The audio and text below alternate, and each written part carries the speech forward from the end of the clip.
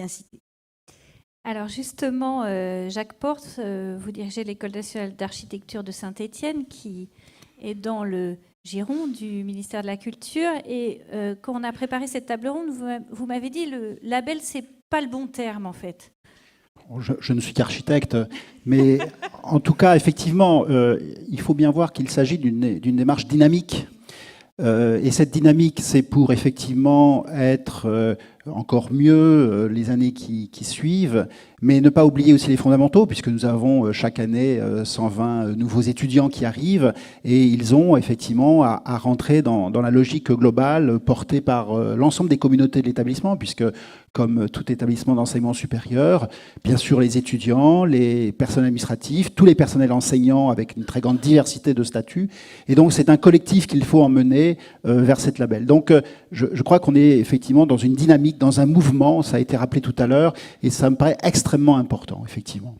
Et c'est effectivement un engagement à partir d'un diagnostic qui est beaucoup moins glorieux, et je confirme effectivement ce qu'il vient de dire, que les pressentis individuels, qui permet à partir de ce diagnostic d'avoir un véritable état des lieux partagé pour construire une stratégie, pour construire une politique.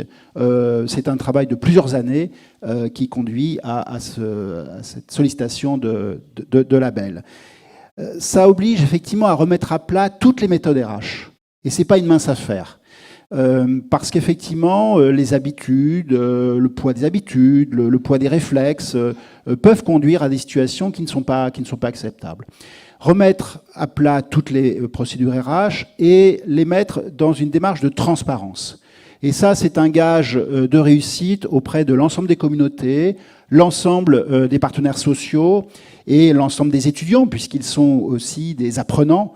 Et il nous a toujours paru extrêmement important que cette dimension, il devait également la posséder, la développer. Être architecte, c'est aussi être un citoyen. Et à ce titre, les labels apportent ces qualités nécessaires.